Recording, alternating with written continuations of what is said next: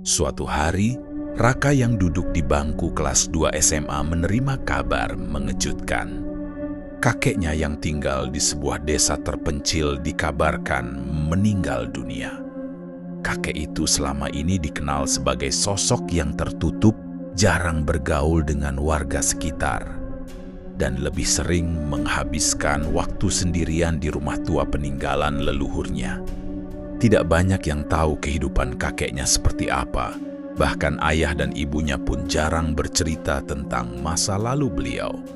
Yang Raka tahu, setiap kali topik tentang kakeknya dibahas, suasana di rumah langsung berubah sunyi. Kabar duka itu membuat keluarga Raka segera berangkat ke desa keesokan harinya. Perjalanan menuju desa terasa panjang dan sunyi. Di sepanjang jalan, Raka hanya memandangi pepohonan yang berbaris rapi di sisi jalan dan rumah-rumah sederhana yang perlahan berganti dengan hamparan sawah luas. Dalam hatinya, ia bertanya-tanya, mengapa kakeknya memilih hidup menyendiri jauh dari keramaian. Ada rasa penasaran yang selama ini ia pendam, namun tak pernah terjawab. Setibanya di rumah duka, suasana terasa berbeda. Rumah tua itu tampak lebih dingin dari yang ia bayangkan. Cat dindingnya sudah pudar, dan halaman rumahnya dipenuhi dedaunan kering yang berserakan. Beberapa warga desa datang melayat, tetapi mereka tidak banyak berbicara. Tatapan mereka lebih sering mengarah pada keluarga Raka, seolah ingin mengatakan sesuatu namun menahan diri. Raka memperhatikan semua itu dengan diam. Ia merasakan suasana yang sulit dijelaskan. Campuran antara duka, sunyi, dan rasa asing. Usai pemakaman, Raka duduk di teras rumah kakeknya sambil menatap langit sore yang mulai memerah. Angin desa yang semilir tidak membuatnya tenang. Justru pikirannya semakin penuh dengan pertanyaan yang tidak bisa ia ungkapkan kepada siapapun. Mengapa kakeknya hidup seperti orang yang menjauh dari dunia?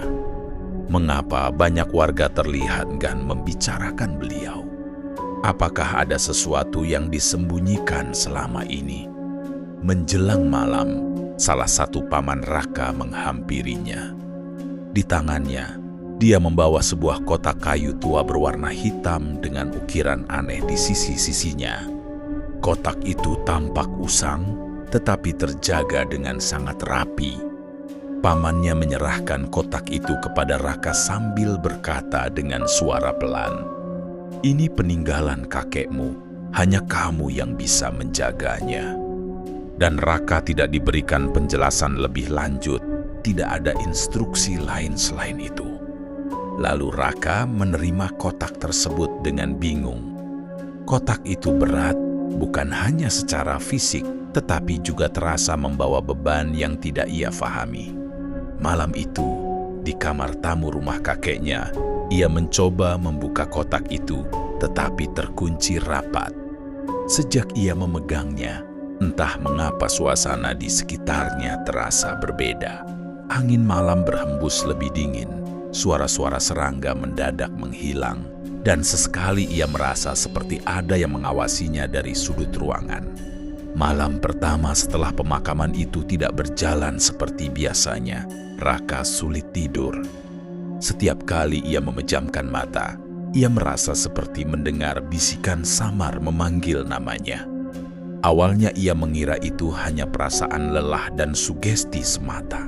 Namun, semakin lama, semakin jelas suara itu terdengar, seperti berasal dari arah kotak yang kini tersimpan di tasnya. Ia tidak tahu bahwa hari itu adalah awal dari perubahan besar dalam hidupnya.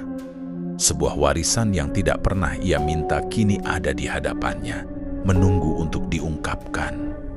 Namun satu hal yang ia rasakan saat itu, hidupnya tidak akan lagi sama.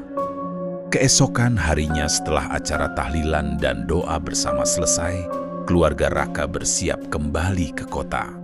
Namun, Raka memilih untuk tinggal satu malam lagi di rumah kakeknya. Dan ada sesuatu yang membuatnya gelisah sejak ia menerima kotak tua itu. Rasa penasaran mengalahkan rasa takutnya. Malam itu, rumah sudah sepi. Hanya terdengar suara angin menyapu pepohonan di luar. Raka duduk di depan meja kayu, menatap kotak warisan itu yang kini ia letakkan di hadapannya. Kotak tersebut masih terkunci. Ukiran-ukiran aneh di sisinya terlihat seperti simbol yang tidak pernah ia lihat sebelumnya. Jari-jarinya menyusuri setiap goresan, hingga tiba-tiba ia menemukan celah kecil yang tampak seperti lubang kunci. Anehnya, saat disentuh, kotak itu terbuka dengan sendirinya, seperti merespon kehadirannya. Di dalam kotak itu terdapat beberapa benda, selembar kain lusuh dengan simbol asing, sebuah botol kecil berisi cairan hitam pekat, dan sebuah buku tua dengan sampul kulit yang warnanya sudah memudar. Raka mengangkat buku itu perlahan. Aroma kertas tua langsung memenuhi udara kamar.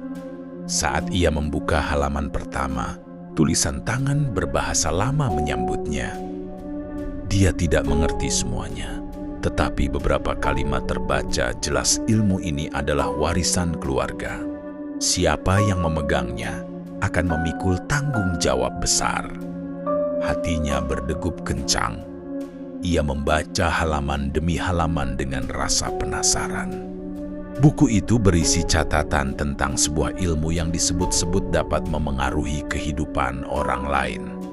Ilmu yang konon diwariskan dari leluhur kakeknya.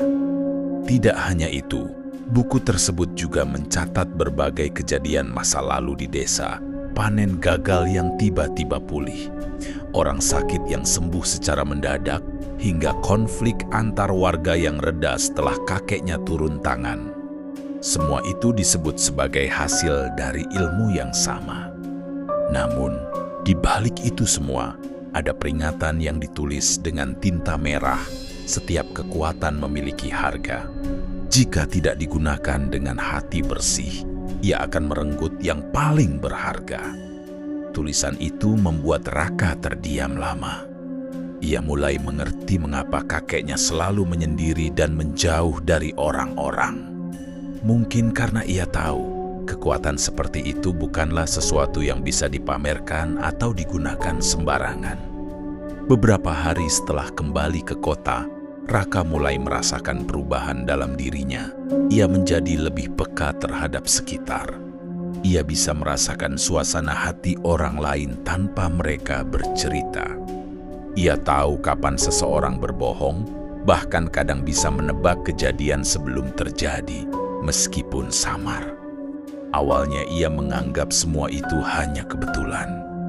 Namun, semakin sering itu terjadi, semakin ia yakin bahwa semua ini berkaitan dengan warisan yang ia bawa. Sayangnya, perubahan itu juga membawa jarak antara dirinya dan teman-temannya. Mereka mulai merasa tidak nyaman di dekatnya tanpa alasan yang jelas. Beberapa bahkan menjauhinya, mengatakan bahwa Raka menjadi orang yang berbeda.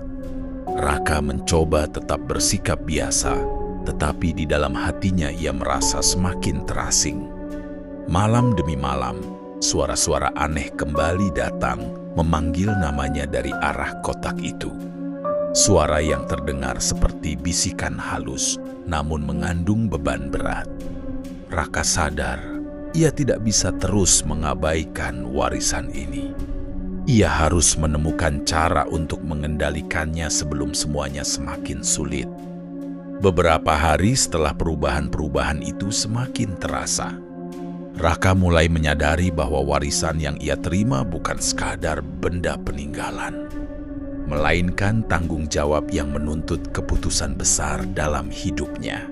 Setiap malam, ia duduk termenung di tepi ranjang, menatap kotak kayu hitam yang kini selalu ia simpan di laci meja belajarnya.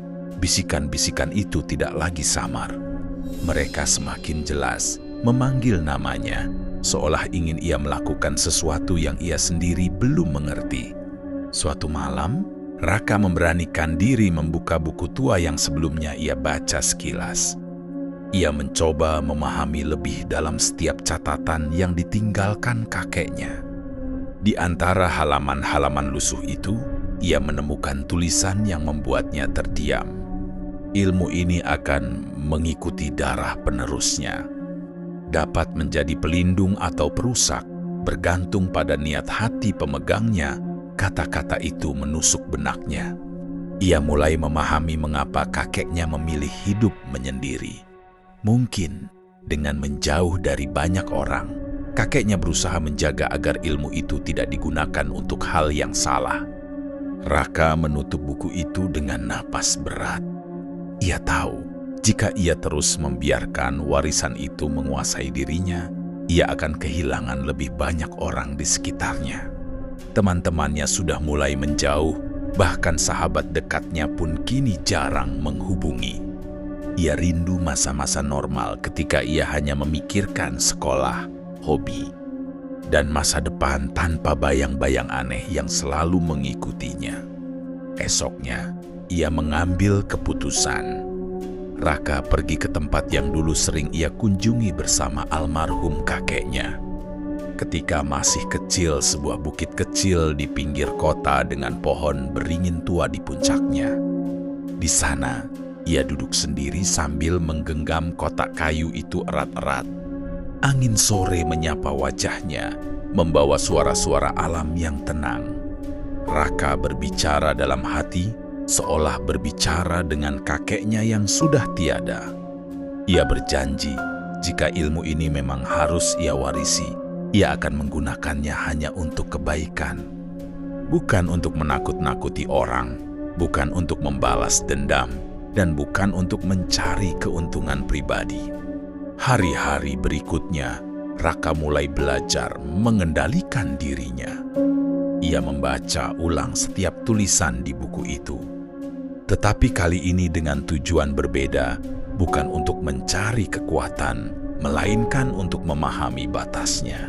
Ia juga mulai membuka diri kepada keluarganya, bercerita tentang perubahan yang ia rasakan, meski tidak semuanya ia ungkapkan secara detail. Perlahan, ia mulai kembali mendekat pada orang-orang di sekitarnya dengan cara yang lebih bijak dan hati-hati.